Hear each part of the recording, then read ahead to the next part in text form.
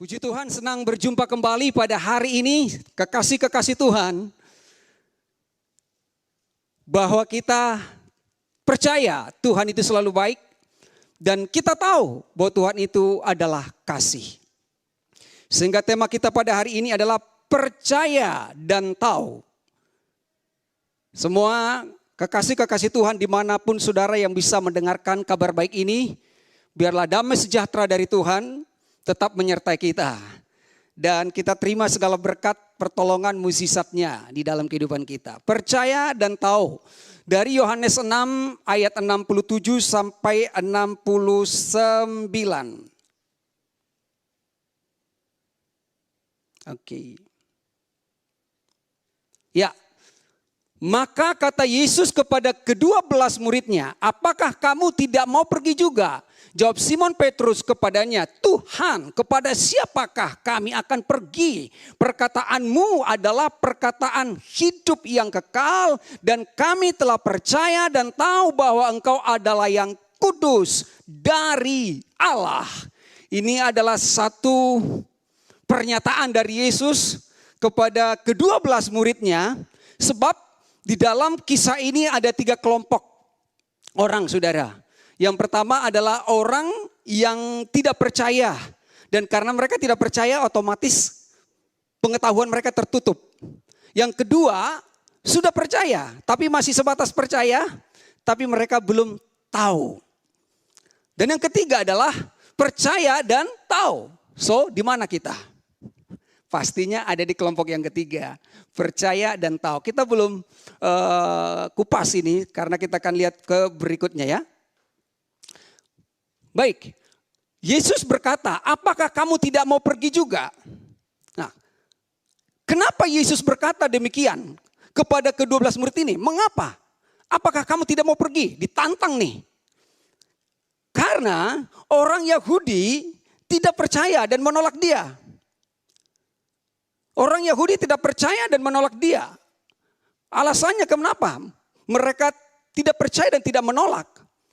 Karena mereka tidak mau menerima Yesus itu adalah sebagai Tuhan, sebagai juru selamat, sebagai roti hidup yang telah datang dari sorga, memberikan dagingnya, memberikan darahnya sebagai keselamatan bagi semua orang. Nah, inilah alasannya kenapa Yesus berkata demikian. Dan kita akan lihat ayatnya nih. Kata Yesus kepada mereka, akulah roti hidup. Sebenarnya itu aja statementnya. Enggak ada yang lain kok.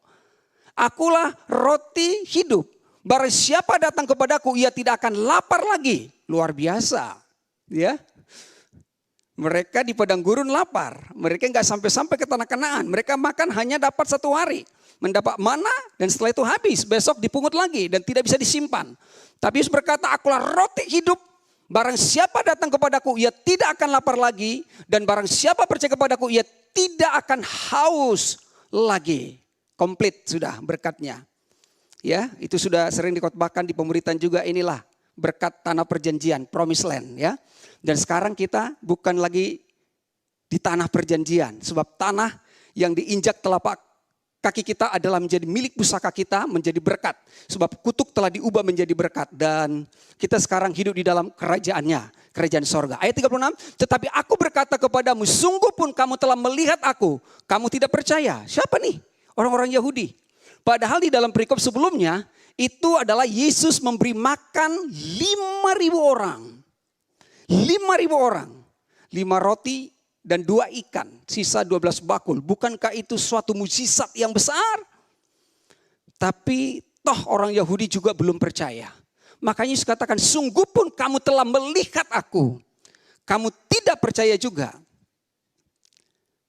Semua yang diberikan Bapa kepadaku akan datang kepadaku, dan barang siapa yang datang kepadaku, ia tidak akan kubuang. Luar biasa ya. Jadi siapapun yang diselamatkan, saudara dan saya, itu adalah karena dikaruniakan Bapa kepada Yesus. Tidak seorang pun datang kepada Bapa, kepada Yesus kalau bukan dikaruniakan oleh Bapa. Dan siapa yang sudah datang kepada dia tidak akan dibuang. Terlepas dari kehidupan saudara dan saya. Tapi Yesus mengatakan tidak akan dibuang. Berarti saudara, setelah saudara ikut Kristus, soal keselamatan saudara itu sudah dimeteraikan. Tidak akan terlepas, saudara tidak akan dibuang. Tetapi masih ada langkah berikutnya. Kita mau ada di dalam kerajaannya, mau hidup di tanah perjanjian yang sudah disediakan Tuhan, atau kita hanya mau berputar-putar di padang gurun. Itu saja saudara. Keselamatan tetap ada. Sebab aku telah turun dari sorga bukan untuk melakukan kehendakku, tetapi untuk melakukan kehendak Dia yang telah mengutus aku. Nah, di sini Yesus benar-benar menjelaskan kepada orang-orang Yahudi, kepada murid-murid banyak. Karena di sini ada dua kelompok murid. Ada kelompok murid yang kelompok besar dan ada ring satunya adalah murid yang 12 itu. Jadi yang ditekankan Yesus adalah, aku datang bukan untuk melakukan kehendakku. Wah, di sini. Karena semua manusia masih hidup di dalam kehendaknya. Ya, aku dan aku dan aku. Hidup di dalam kerajaannya, hidup di dalam keinginannya, hidup di dalam jalannya. Pokoknya saya ini bisa karena saya taat, karena saya beribadah, karena saya melakukan hukum Taurat dan lain sebagainya. Jadi Yesus mengatakan, bukan kehendakmu yang kau lakukan, bukan kehendakmu yang membuat engkau selamat, bukan kehendakmu yang membuat kau diberkati, tetapi adalah kehendak Bapa. Aku sendiri pun melakukan kehendak Bapa, apalagi kamu. Nah, tetapi untuk melakukan kehendak Dia yang mengutus aku. Jadi Yesus datang untuk melakukan kehendak Bapa. Karena manusia itu telah mengikuti keinginannya sendiri. Ya, ahli Taurat, orang Farisi, murid-murid itu yang mengundurkan diri mengikuti keinginannya sendiri. Sejak apa? Sejak Adam. Ya, jadi saudara, ini ketika diputar ini semuanya, maka nanti kita lihat bahwa mereka sampai mengatakan ini adalah suatu perkataan yang keras ya. Di mana itu kerasnya? Nah, maka bersungut-sungutlah orang Yahudi tentang Dia. Nah, salah satu ciri-ciri bangsa Israel di padang gurun adalah bersungut-sungut. Ngedumel gitu saudara ya. Bersungut-sungutlah orang Yahudi tentang Dia. Karena Ia telah mengatakan, akulah roti yang telah turun dari sorga. Menolak nih saudara.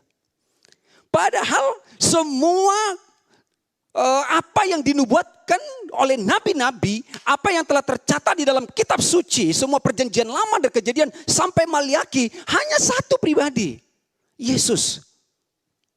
Makanya saya menemukan saudaraku, kalau kita mau simpulkan tokoh Alkitab di dalam Alkitab kita ini, mulai perjanjian lama, perjanjian baru, Adam itu ada di perjanjian lama, Adam pertama. Tapi Adam yang akhir ada dalam perjanjian lama dan perjanjian yang baru, saudara.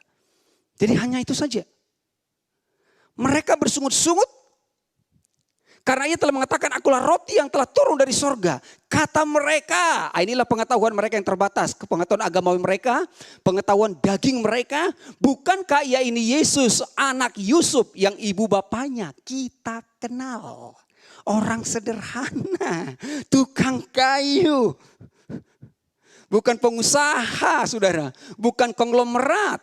Bahkan dia lahirnya juga bukan tempat yang bagus. Cuma di kandang domba, bagaimana mungkin? Ini gak masuk akal. Bagaimana Ia dapat berkata, aku telah turun dari sorga. Memang ini gak bisa diterima dengan akal pikiran saudara. Ya. Nah ini, jadi orang Yahudi, ahli Taurat, orang Farisi jelas-jelas menolak ini. Bahkan sampai saat ini. Mereka masih menunggu Mesias itu saudara. Padahal Dia sudah datang. Ya. Jadi mengapa Yesus mengatakan tadi kepada murid-murid itu saudara, apakah kamu tidak mau pergi juga?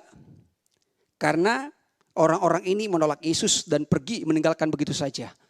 Jadi mereka belum mendapatkan pewahyuan bahwa Yesus itu adalah benar-benar roti yang turun dari sorga. Bukan seperti mana yang dimakan oleh nenek moyang mereka di padang gurun dan mereka mati. Tetapi roti yang kita terima yaitu daging Yesus sendiri.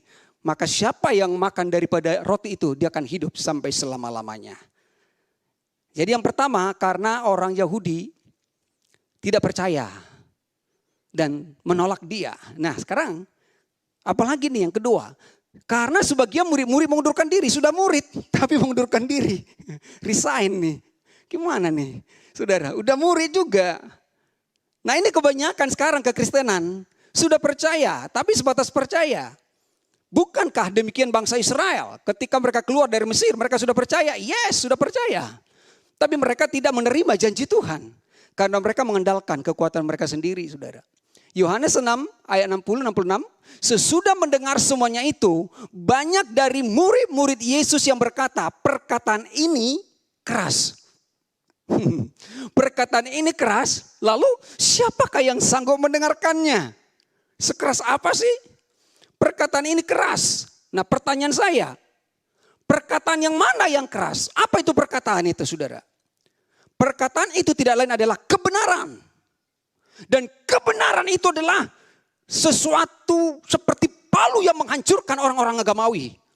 Karena kebenaran itu kenyataannya adalah pribadi Kristus. Dialah roti hidup, dialah segalanya, dialah kebenaran, dialah Tuhan, dialah jalan. Bukan aku. Sehingga prestasi mereka semua rontok. Itu loh. Semua agamawi mereka, semua perbuatan mereka yang mereka bangga-banggakan selama ini rontok. Wah, itu di sini nggak terima, perkataan ini keras. Terus percuma dong kita beribadah, percuma dong kita berkorban. Udah melakukan ini, udah memberi, udah begini. Semua kasih karunia juga. Apa bedanya saya? Untuk apa saya mengabdikan diri sampai sebegitu jauh? Nah, saudara. Orang-orang agamawi akan mengabdi kepada Tuhan untuk mendapatkan perkenanannya. Tapi saudara dan saya mengabdi kepada Tuhan karena Dia sudah memberikan hidupnya kepada kita. Perkataan ini keras, siapa yang sanggup mendengarkannya? Jadi perkataan yang keras yang disebutkan oleh, ini bukan orang Yahudi lagi ya. Levelnya sudah turun nih. Ini adalah level murid-murid, saudara. Murid juga masih ngomong begitu. Belum terbuka nih selubung itu, saudara. Sehingga mereka mengundurkan diri. Kebenaran, gak ada yang lain. Mulai dari waktu itu banyak tidak sedikit nih.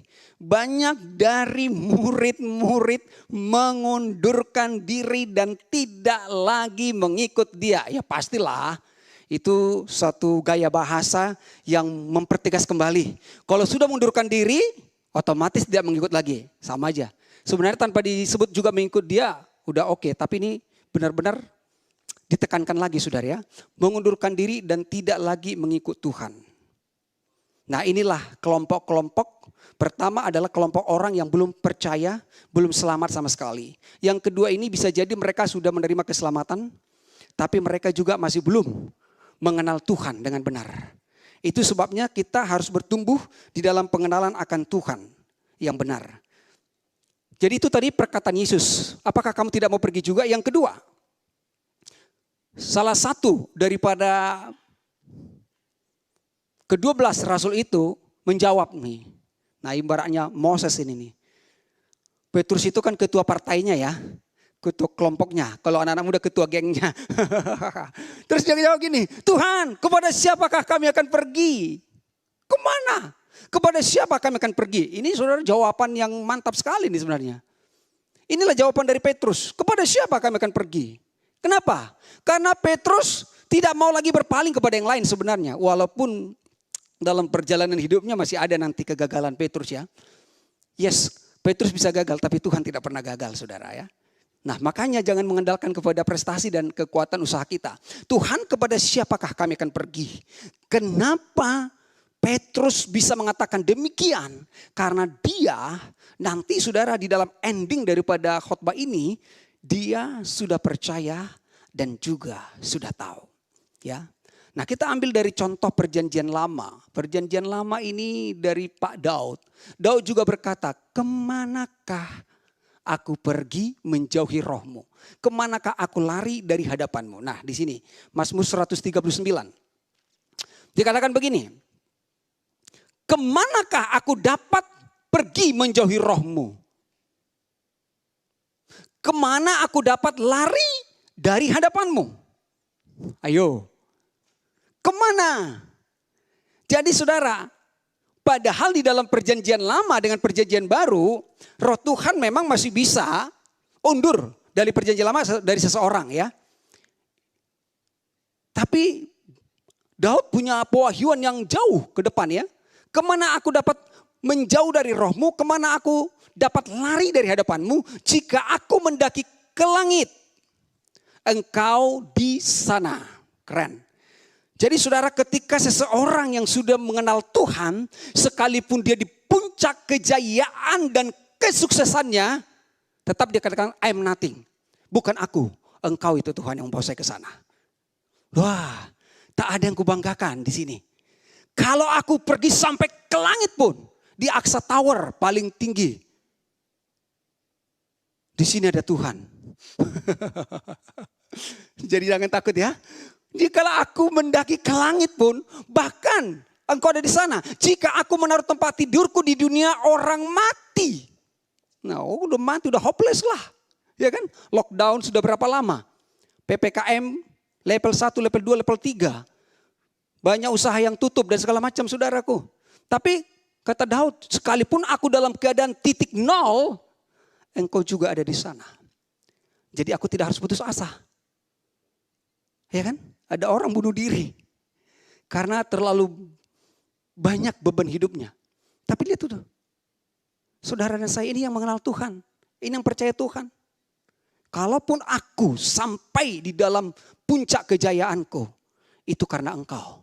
Kalaupun saya terpuruk di titik nol, di sana pun engkau ada. Dan lihat apa dia katakan. Jika aku terbang dengan sayap fajar dan membuat kediaman di ujung laut. Saudara mencoba mau lari dari depan Tuhan. Banyak kan orang lari dari depan Tuhan. Ditegur lari dari depan Tuhan. Kain lari dari depan Tuhan. Ketika Tuhan tegur dia. Mengapa mukamu muram dan hatimu panas? Tidakkah wajahmu akan berseri-seri jika engkau berbuat baik? Lalu Kain lari ke Nod. Ke kota Nod, daerah Nod. Nod itu artinya gabus, mengambang. Jadi hidupnya jadi mengambang. Gak jelas tujuannya. Tak tahu arah tujuan hidupnya saudara ya. Jika aku terbang dengan sayap fajar dan membuat kediamanku di ujung laut. Juga di sana tanganmu akan menuntun aku. Wow, ini Yohanes juga mengatakan itu. Engkau memegang aku. Yesus mengatakan aku pegang tanganmu dan Bapa juga pegang tanganmu. Tanganmu akan menuntun aku dan tangan kananmu akan memegang aku. Haleluya. Jadi kita tetap semangat ya. Hidup itu sebab begitu doang kan. Bawah, atas, terang, gelap. Tapi kan semua kita lewati saudara. Tapi Tuhan ada di sana. Menuntun kita loh. Menuntun kita. Dan tangan kanannya akan memegang kita. Bahkan selalu ya. Kalau di sini masih akan, will.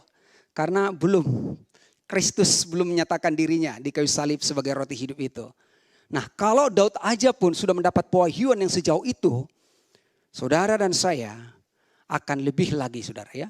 Jadi inilah orang yang sudah percaya kepada Tuhan dan mengenal Tuhan. Kalau saudara memang Mazmur Daud itu kan kadang-kadang mix ya. Mengapa aku sengsara, mengapa kau tindas aku, berapa lama lagi kau tinggalkan aku. Tapi nanti dikatakan sebab Tuhan baik bahwa itu selama-lamanya kasih setianya. Oke lah Daud begitu. Tapi saudara dan saya yang sudah di dalam perjanjian baru, saudara itu harus lepas dari bayang-bayang semua pernyataan-pernyataan Daud yang mengatakan janganlah ambil rohmu daripada aku. Tidak saudara ya. Nah kita akan lihat berikutnya.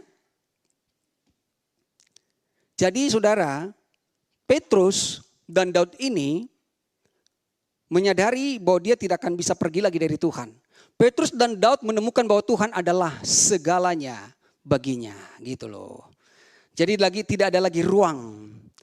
Pak John bilang alam bawah sadar ya.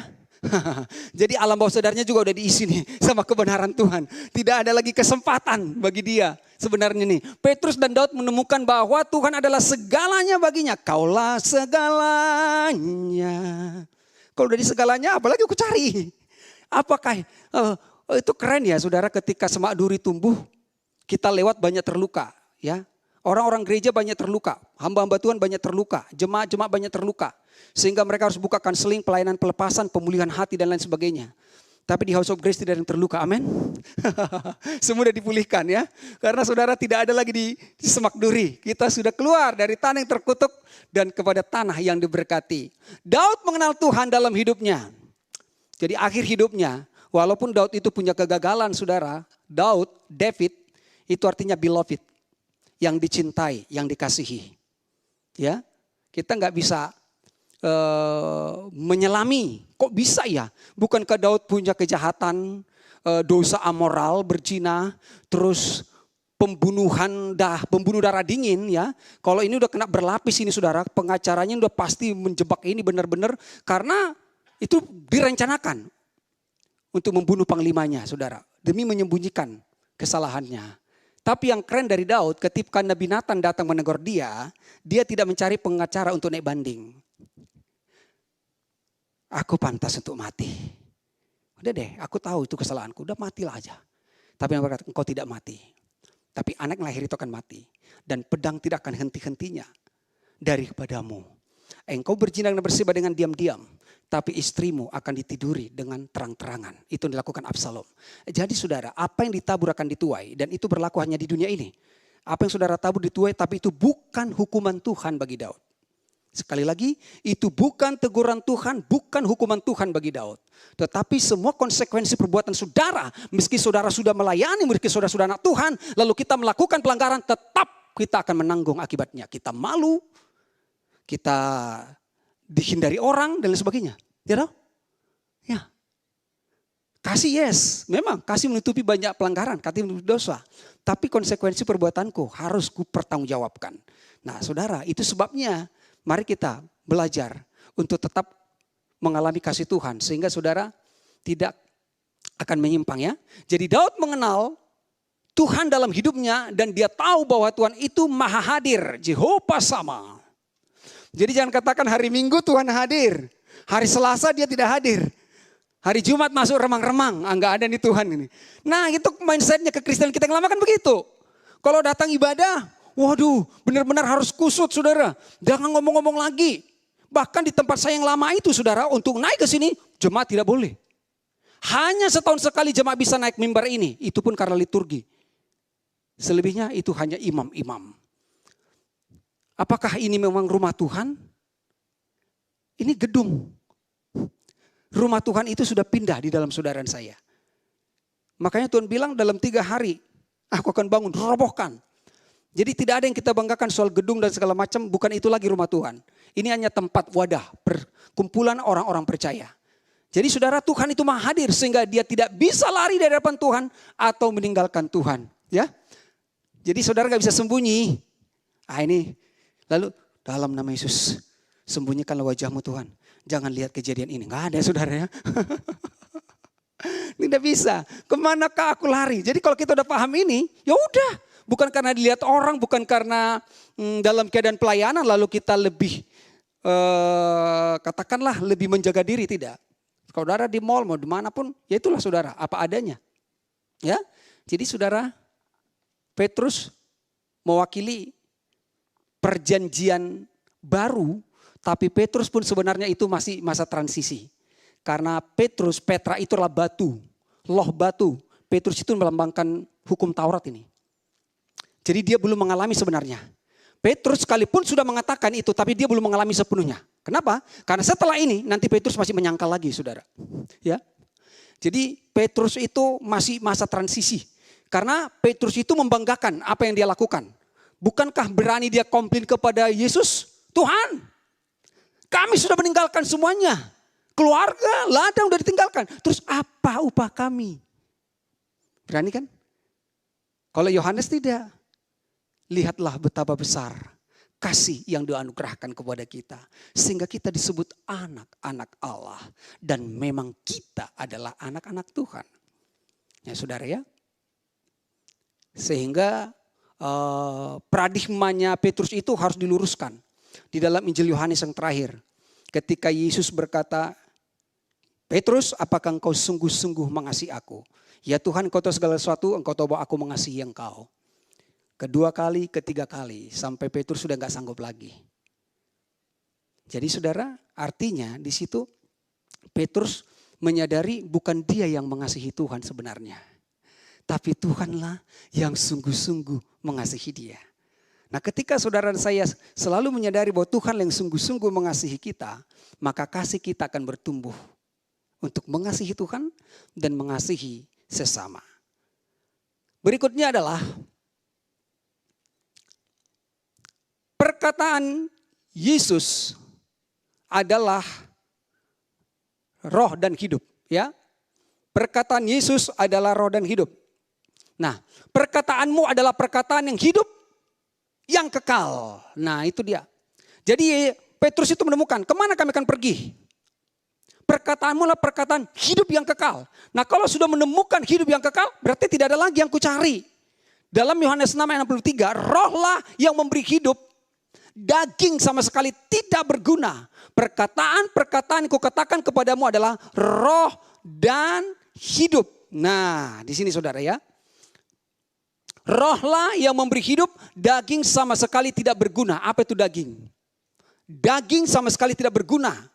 Kehendak sendiri. Ya, udah terus dijelaskan sangat clear bagi kita. Daging adalah mengikuti keinginan sendiri, mengikuti kehendak sendiri, mengikuti jalan sendiri.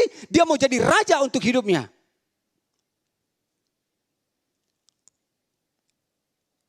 Ya, jadi daging sama sekali. Jadi orang-orang yang masih seperti ini sama sekali tidak berguna. Sampah. Kalau memang harus di situ, kalau memang belum lahir baru ya udah neraka. Tapi kalau sudah lahir baru dan dia masih hidup di dalam dagingnya, Paulus mengatakan, ya kamu diselamatkan. Tapi seperti diselamatkan dari api. Jadi ke sorga itu kalau bahasa kita, ya secara teologi nanti repot ya kalau dibahas. Ya dia selamat tapi udah bawa asap gitu loh. Nah saudara nih. Jadi daging sama sekali tidak berguna. Semua itu adalah daging. Agamawi itu adalah, semua adalah daging. Roh yang memberi hidup. Terus apa itu roh? Kenapa sampai Tuhan mengatakan ini benar-benar dibandingkan antara daging dan roh?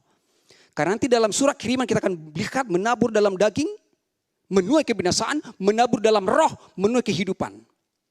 Menabur dalam daging, menuai kebinasaan. Ini kan berbicara kepada jemaat, orang percaya. Jadi bukan binasa jadi masuk neraka. Ya kalau bahasa apanya kan destroy, dihancurkan. Jadi hancur hidupnya, begitu-begitu aja, berputar-putar. Seperti bangsa Israel di padang gurun, bersungut-sungut, kecewa, terluka. Selamat juga. Ya, itu saudara. Jadi perkataan-perkataan kukatakan kepadamu adalah roh dan hidup. Jadi kalau daging adalah mengikuti kehendak sendiri, sementara roh itu adalah kehendak Tuhan. Nah itu dia. Jadi saudara ada dua hal, daging dan roh. Daging mengikuti kehendak sendiri, roh mengikuti kehendak Tuhan. Daging, ini kalau kita berbicara kepada orang sudah percaya, daging mengikuti kehendak sendiri, dia akan berputar-putar di padang gurun. Dan roh mengikuti kehendak Tuhan, dia masuk dalam kerajaan sorga. Sehidangan dengan babe. Sama seperti anak bungsu setelah pulang. Sembelih lembu tambun, pesta kita ayo. Gitu saudara, makan bersama. Dengan 180 derajat berbeda semuanya. Pengajaran-pengajaran yang selama ini mereka terima dengan apa yang disampaikan oleh Yesus. Ya. Nah, kita lihat berikutnya di sini.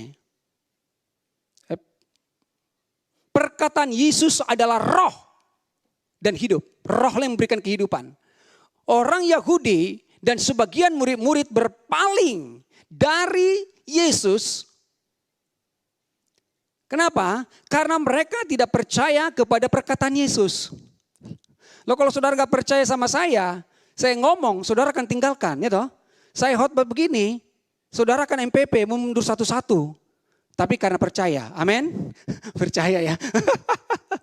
Saudara, orang Yahudi dan sebagian murid-murid berpaling dari Yesus karena mereka tidak percaya perkataan Yesus. Nah sekarang, kalau orang tidak percaya pada perkataan Yesus, lalu percaya pada perkataan siapa? Tuh. Kalau tidak percaya pada perkataan Tuhan, terus kita perkataan siapa yang kita percayai? Jelas perkataan iblis lah. Nabi-nabi palsu. Nah ini saudara. Jadi kalau kita tidak percaya pada perkataan Tuhan, berarti kita percaya kepada perkataan hantu. Perkataan iblis, hoax, nabi-nabi palsu. Ya, kita lihat di sini. Adam dan Hawa memakan buah dari pohon pengetahuan tentang yang baik dan yang jahat. Kenapa? Karena mereka percaya pada perkataan iblis. Betul kan Moses? Adam Hawa percaya kan perkataan iblis? Loh kalau kamu makan kau tidak mati kok. Padahal Tuhan bilang mati. Enggak. Kalau kau makan kamu akan serupa dengan Allah. Padahal Tuhan bilang mari kita ciptakan manusia menurut rupa dan gambar kita. Nah ini tuh putar balikan fakta. Percaya. Gak percaya pada perkataan Tuhan, itu udah pasti nih. Percaya kepada perkataan iblis. Adam saja, Hawa percaya pada perkataan iblis. Percaya pada perkataan iblis, nabi-nabi palsu. Berarti tidak percaya pada perkataan Tuhan. Agamawi. Nah sekarang ini saudara, orang-orang agamawi, orang-orang Parisi, ahli-ahli Taurat. Nah yang selalu menyampaikan suguhan-suguhan. Pemahaman-pemahaman mereka yang keliru tentang Tuhan. Tuhan yang menghukum dan lain sebagainya. Jadi saudara, Adam dan Hawa pun percaya pada perkataan iblis sehingga dia mengikuti kehendaknya, dia mengikuti keinginannya. Dia mau menjadi tuan atas hidupnya dengan memakan buah pengetahuan tentang yang baik dan yang jahat itu saudara. Banyak orang-orang sekarang ini terjebak di sana. Meski mereka sudah lahir baru, tapi mereka masih senang dengan hal-hal yang hanya mengenakan telinga mereka. Yang meninabobokan mereka dengan mimpi-mimpi, dengan penglihatan-penglihatan dan lain sebagainya saudara. Yang hal itu belum tentu terbukti ya, sesuai dengan kebenaran firman Tuhan. Jadi perkataan-perkataan nabi-nabi palsu ini adalah ajaran-ajaran agamawi saudara ya. Adam dan Hawa memakan itu karena mereka percaya pada perkataan iblis. Jadi jangan sampai terjebak lagi. Kita yang sudah dikuduskan oleh darah Yesus. Yang sudah menerima roti hidup. Dan kita tidak lapar lagi. Kenapa orang suka cari sana cari sini? Karena lapar loh. Laparlah. Kebangunan rohani di mana-mana, datang si ini dari luar negeri. Dulu saya ikutin itu Pak. Jauh-jauh saya dari Medan, dari Kalimantan, saya datang ke Jakarta karena pusat kakar di sini semua. Datang si A, datang si B, waduh. Bakar di sini. Diurapi. Pulang ke sana tinggal asapnya, baru bakar lagi. Itulah masa lalu saudara ya.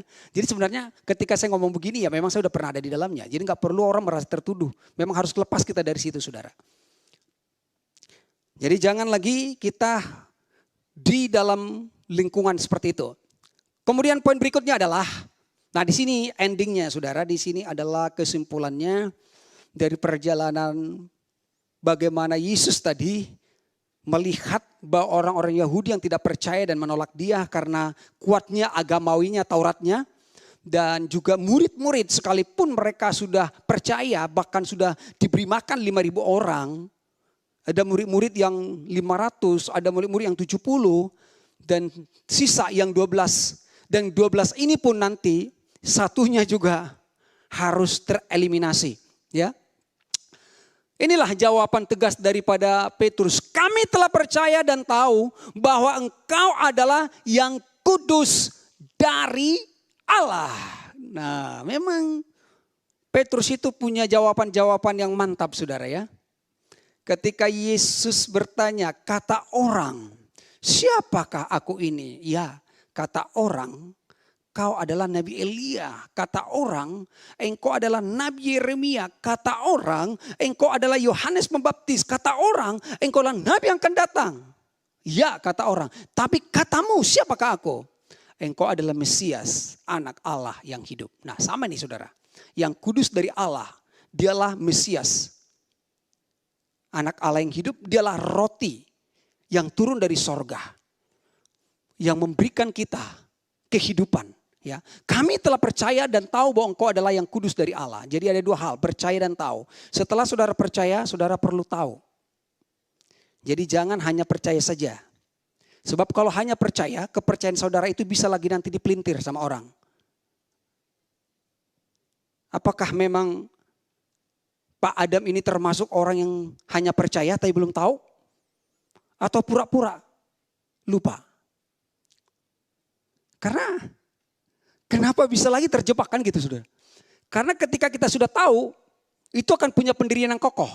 Tapi kalau hanya percaya, itu masih bisa diombang-ambingkan. Kami telah percaya dan kami tahu bahwa engkau adalah yang kudus dari Allah. Petrus percaya dan tahu. Orang-orang Yahudi tidak percaya. dan tidak tahu bahwa Yesus adalah yang kudus dari Allah. Jadi saudara, iman kita itu, kepercayaan itu harus lagi dilanjutkan dengan pengetahuan. Itu sebabnya dikatakan Yesus kepada orang-orang Yahudi yang susah percaya, tapi pada suatu saat ada juga nih orang-orang Yahudi yang percaya. Di dalam Yohanes pasal 8 ayat 31 dan seterusnya. Maka kata Yesus kepada orang-orang Yahudi yang percaya di situ. Jikalau engkau tetap tinggal dalam firman-Ku, engkau adalah benar-benar murid-Ku. Ayat 32. Dan kamu akan mengetahui kebenaran. Dan kebenaran itu akan memerdekakan kamu. Jadi saudara setelah percaya harus mengetahui kebenaran. Harus mengetahui, mengenal Tuhan itu saudara. Murid-murid mengundurkan diri sekalipun mereka percaya. Namun mereka belum tahu bahwa Yesus adalah yang kudus dari Allah. Sebelum kita mengenal pribadi Kristus, kita akan jatuh bangun. Kita akan maju mundur gitu loh. Kita akan seperti kapal selam, timbul tenggelam. Mengapa bangsa Israel tidak sampai ke tanah Kanaan? Bukankah mereka telah percaya? Khotbah Pastor Maria itu berseri. Langkah iman. Tapi banyak tidak bisa melangkah dengan iman. Hanya Joshua dan Kaleb. Dan generasi yang lahir. Selebihnya mati semuanya. Bukankah mereka telah percaya? Benar, sudah percaya. Keselamatan sudah mereka miliki. Kenapa? Karena mereka telah keluar dari Mesir dibawa oleh Tuhan sendiri. Mesir adalah lambang dosa. Dan mereka sudah sampai ke padang gurun dan melewati laut mati, laut Kulsum. Dan laut mati itu saudara, ketika mereka berjalan, itu berjalan di tanah yang kering dan air itu naik seperti tembok kiri kanan. Itu adalah lambang baptisan bagi mereka. Itu dicatat lagi dalam perjanjian baru. Mereka telah dibaptis. Nah, tapi saudara, bukankah mereka telah percaya? Kenapa mereka tidak sampai ke sana? Karena mereka belum tahu bahwa Tuhan itu baik dan mengasihi mereka. Gak tahu. Kerjanya protes, bersungut-sungut. Gak usah lah Musa, gak usah kami bicara sama Tuhan. Kau aja lah. Coba. Banyak saudara kekristenan begitu. Jadi jemaat itu mempercayakan udah pendeta aja lah.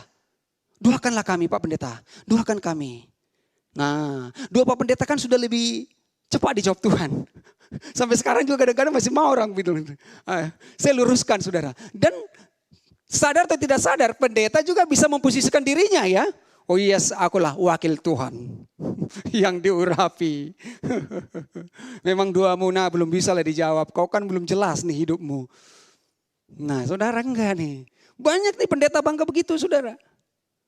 Harus ditumpangin tangan. Padahal sudah botak. Ditumpangin lagi terus. Botak di depan kan orang pinter. Ini botak lagi di tengah. Itu pemikir. Lama-lama botak semua. Dia pikir dia pintar, padahal ya itulah. Jadi saudara, ini dia. Saudara jangan mau lagi di sana ya. Mengapa mereka tidak sampai? Karena tidak tahu meski percaya. Dan saudara, ketika kita tahu, maka iman kita itu akan bertumbuh terus. Nanti kita akan lihat klimaksnya.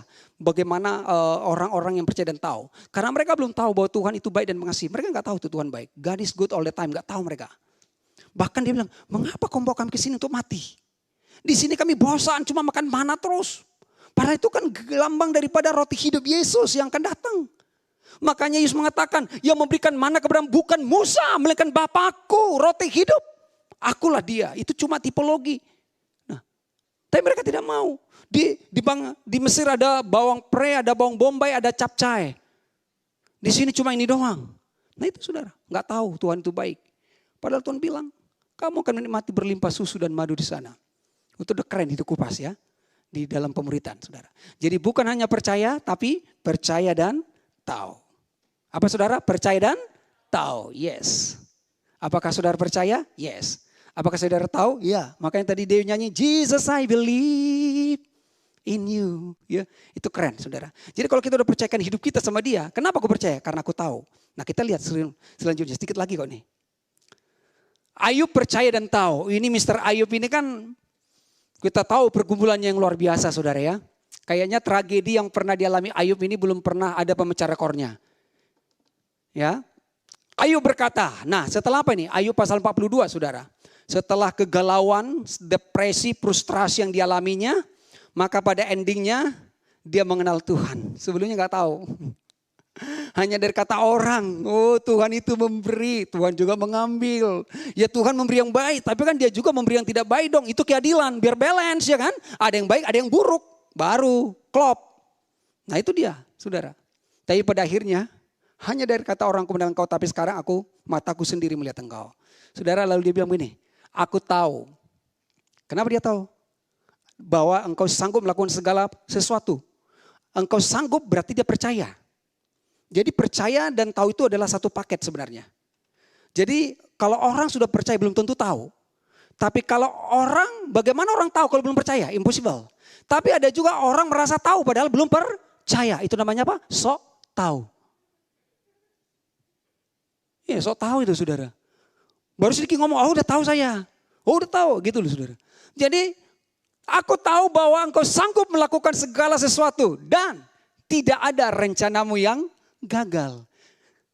Nah kenapa orang mencari opsi lain? Karena belum percaya dan belum tahu bahwa ini akan berhasil. Sehingga harus ada plan B.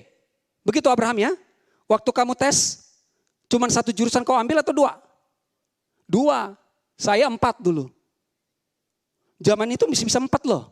Dari IPA bisa ngambil 2, baru jurusan IPS-nya bisa diambil 2. Nah saudara, kenapa? Karena kita belum percaya dan belum tahu bahwa ini akan terterima yang satu ini.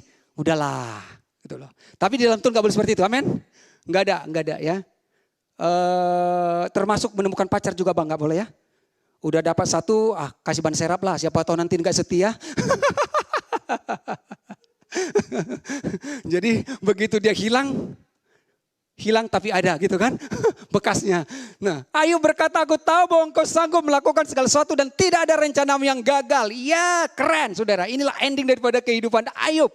Inilah harusnya saudara saya, itu juga masih dalam perjanjian lama loh. Jadi Daud dan Ayub ini mewakili perjanjian lama. Sementara Petrus itu adalah perantara antara perjanjian lama, perjanjian baru. Dan nanti akhirnya dia baru benar-benar ada dalam perjanjian baru. Jadi saudara, tidak ada rencana Tuhan yang gagal. Amin. Tidak ada rencana Tuhan yang gagal. Haleluya. Amazing ya. Udah deh. Berserah aja. Duduk diamlah di bawah kaki Tuhan. Biarkan Tuhan berperang. Jangan kita capek sendiri nanti akhirnya aku berserah. Padahal selama ini udah kemana-mana gitu ya saudara. Oke, kita lihat lagi. Paulus percaya dan tahu. Nih, jadi Paulus Rasul kasih karunia ini. Di dalam 2 Timotius itu ya. Enggak tertulis ayatnya. 2 Timotius 1 ayat 12. Paulus berkata, itulah sebabnya aku menderita semuanya ini. Jadi saudara, karena salib itu ada penderitaan. Karena kebenaran ada aniaya. Oke? Tapi dia tidak lari dari jalan Tuhan. Itulah sebabnya. Kenapa? Karena pemberitaan Injil, kasih karunia. Itulah sebabnya aku menderita semuanya ini. Tetapi aku tidak malu. Kenapa tidak malu? Kenapa tidak kecewa? Kenapa tidak terluka? Kenapa tidak menyalahkan orang lain? Karena aku tahu kepada siapa aku percaya. Karena aku tahu kepada siapa aku percaya. Ini nih saudara. Taulah kepada siapa saudara percaya. Sehingga kita enggak gampang diombang-ambingkan. Karena aku tahu kepada siapa aku percaya. Dan aku yakin bahwa dia berkuasa memeliharakan aku. So kan selalu ada tahu, percaya, atau percaya dan tahu. Gak apa-apa. Setelah kita lahir baru, itu bisa dua-duanya. Bisa duluan percaya baru tahu, atau tahu dulu baru tambah percayanya. Gitu ya. Percaya dulu, baru tahu. Dan semakin tahu, semakin percaya. Semakin percaya, semakin tahu. Itu dia. Jadi jangan pilih salah satu. Karena aku tahu kepada siapa aku percaya dan aku yakin bahwa dia berkuasa memeliharakan apa yang telah dipercayakannya kepadaku hingga pada hari Tuhan. Wow, sudah sampai saat terakhir, sampai garis finish. Aku tahu tidak ada lagi yang harus kubuat persiapan diri saya, harus persiapkan amunisi cadangan. Tidak saudara, percaya dan tahu. Saya berikan sebuah ilustrasi, nanti Abraham ia akan menjawab ya. Ada seorang tukang akrobat. Sebagai seorang pemain akrobat profesional, dia benar-benar mahir untuk menampilkan setiap keahliannya. Nah ini saudara keahliannya berjalan di atas tali. Abraham. Berjalan di atas tali. Nah, katakanlah dari ujung ini ke ujung. Nah, di sini di bawah ada kolam. Dan kolam itu ada buaya darat. Buaya darat. Buaya lah. Buaya air Pak Tony. Soalnya buaya darat ada yang tersinggung. Ada buaya yang kelaparan. Nah, banyak penonton. Dan penonton sudah tahu, udah pernah lihat gitu atraksi dia. Nah, sekarang dia naik dari ujung ke ujung, dia berkata, penonton. Oh, penonton. Lalu saudara, apakah Anda percaya kalau saya bisa berjalan dari ujung ini ke ujung sana? Semua percaya. Maka dengan mantapnya dia jalan, saudara. Benar-benar keseimbangannya mantap dan bisa menyeberang. Tepuk tangan semua. Terus dia tantang lagi. Penonton, apakah percaya kalau saya bisa lagi berjalan ke sana? Percaya. Nah, sekarang ada tantangan baru. Kalau ada seorang, katakanlah remaja tanggung, yang saya naik di pundak saya akan bawa berjalan di atas tali. Percaya gitu loh. Kedua kali, benar percaya, mulai turun 50%. Benar-benar percaya, turun 20%. Kalau begitu, kalau percaya silahkan. Siapa percaya? Berani maju. Ayo, saya akan bawa. Tidak ada. Percaya. Tapi tidak ada yang berani. Akhirnya di tengah keheningan itu, tiba-tiba ada seorang anak remaja tanggung. Saya katanya. Lalu dia naik. Dan naik di pundak si ayah tadi. Lalu berjalan dengan mengagumkan, berdebar-debar, gimana ya. Dan ternyata benar lolos sampai di ujung. Bisa, barulah tepuk tangan semuanya. Pertanyaannya Abraham, siapa anak itu? Anak bapaknya. Keren, kamu anak bapaknya kan? Ya, anak bapaknya. Pertanyaannya, kenapa anak itu? Anak itu bukan sekedar percaya, tapi dia tahu kemampuan bapaknya, betul. Ya, dia tahu kemampuan ayahnya dan tidak mungkin ayahnya mencelakakan dia. Tidak mungkin mereka jadi mati konyol. Itulah Bapamu. Itulah Yesusmu. Itulah roti yang turun dari sorga. Itulah Bapa yang kudus. Itulah Tuhan yang mulia. Itulah yang Tuhan yang mengasihi kita. Itulah Tuhan yang memelihara kita. Makanya jelaskan aku, tidak akan jatuh. Tidak akan gagal. Tidak akan hancur. Dan apa yang telah dipercayakannya kepadaku hingga pada hari Tuhan. Jadi saudara, di sini kita telah percaya dan tahu, ini terakhirnya. Kita telah percaya dan tahu bahwa Yesus adalah yang kudus dari Allah. Dialah roti hidup yang turun dari sorga. Yang memberikan kita hidup yang kekal. Jadi kita adalah segala-galanya bagi kita. Jadi saudara berkata, saya telah percaya dan saya telah tahu. Engkau adalah Mesias, anak Allah yang hidup. Engkau adalah yang kudus dari Allah, Tuhan rajaanmu. Terima kasih Tuhan Yesus. Diberkatilah saudara semuanya. Bahkan dimanapun Bapak Ibu yang bisa mendengarkan kabar baik ini, kita akan berdoa. Terima kasih Tuhan, kami bersyukur kepadamu pada saat siang hari ini. Di mana kebenaran firman orang yang tidak percaya dan tidak tahu bahwa Engkau adalah Tuhan yang maha kasih. Yang telah datang mengambil rupa menjadi manusia. Untuk disalibkan menyerahkan dirimu sendiri untuk keselamatan kami. Bahkan ada juga murid-murid yang telah percaya tapi mereka masih mengundurkan diri. Namun Tuhan, hari ini kami diingatkan kembali bahwa kami telah percaya kepadamu dan kami telah tahu bahwa Engkau sanggup melakukan segala sesuatu. Tidak Tuhan yang akan memeliharakan hidup kami sampai saat hari terakhir.